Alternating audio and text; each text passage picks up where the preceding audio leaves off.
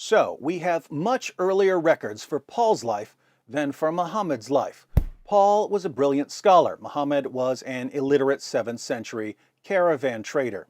Paul knew the Old Testament backwards and forwards. Muhammad wouldn't know the Old Testament from a phone book. Paul was a contemporary of Jesus. Muhammad was born more than 5 centuries later in a different country. Paul spoke all of the relevant languages. Muhammad spoke none of the relevant languages. Jesus sent Paul as an apostle, but condemned Muhammad as a false prophet. Paul tested his revelations. Muhammad didn't test his revelations even when Allah told him to. Paul's message and authority were confirmed by Jesus' original apostles. Jesus' original apostles condemned Muhammad's teachings as the teachings of an antichrist. Muhammad's other revelations about historical figures destroy his credibility. Paul's don't. The historical method supports Paul's view of Jesus and refutes Muhammad's view of Jesus. Muhammad's teachings were heavily influenced by paganism. Paul's weren't. Muhammad's message flowed directly from his surroundings and his psychological state. Paul's message required a radical transformation. Muhammad lived a morally reprehensible life. Paul didn't. Paul confessed his sins and repented. Muhammad justified his sins and continued in them. Muhammad's revelations were self-serving. Paul's weren't. Paul's revelations made him a better person. Muhammad's revelations made him a worse person. Paul won converts through peaceful preaching. Muhammad won converts primarily through bribes and threats. Paul endured greater persecution than Muhammad. Muhammad was spiritually disturbed. Paul wasn't. Paul performed miracles. Muhammad didn't.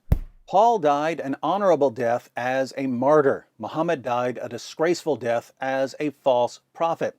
The Quran affirms the reliability of Paul, but Paul condemns Muhammad.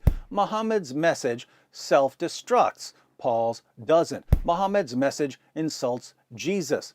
Paul's message honors Jesus. Muhammad's message insults God. Paul's message honors God.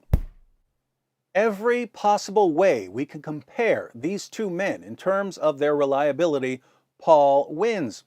So we're looking for someone to tell us the truth about Jesus. And on the one hand, we have Paul, who may be the most trustworthy human witness of Jesus ever.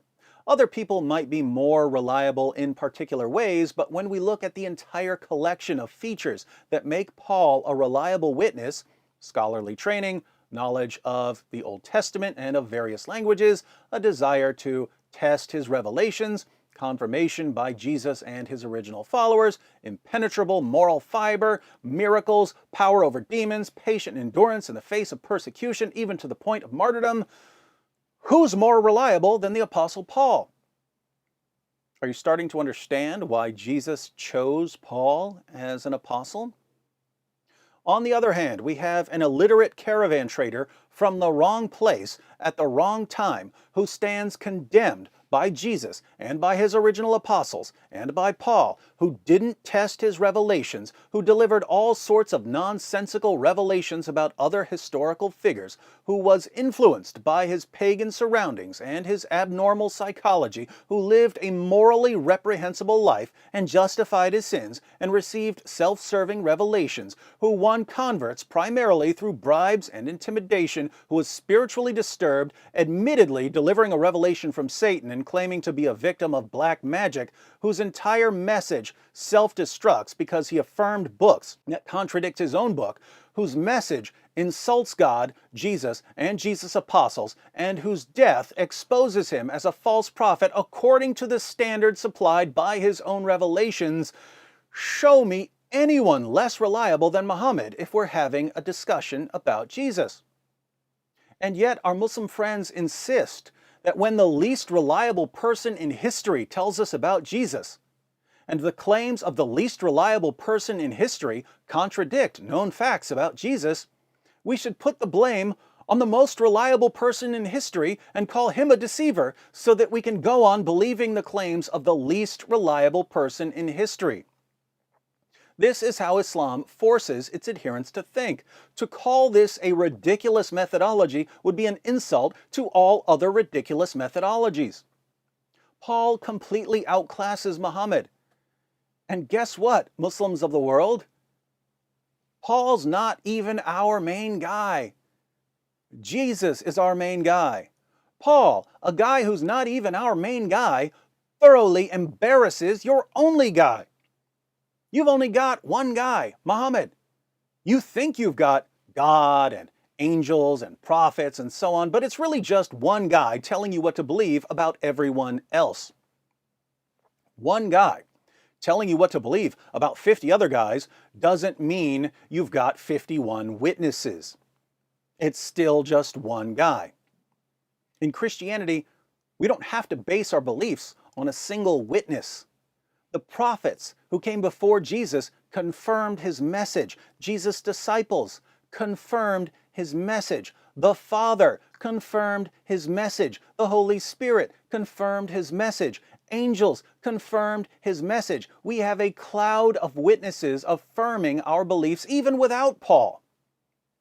Paul is simply another witness confirming the gospel. And all of our witnesses, Father, Son, Holy Spirit, angels, prophets, apostles, men, women, Jews, Gentiles, everyone is united in affirming the core of the gospel and in condemning Muhammad as the most obvious false prophet in history. But when Christians follow the example of the Apostle Paul, and we show you how many lies you've believed because it never occurred to you to question what your leaders and your parents told you, you get angry at us. You don't get angry at them for filling your heads with nonsense. You get angry at us. And to that I reply, in the words of the Apostle Paul, have I now become your enemy by telling you the truth?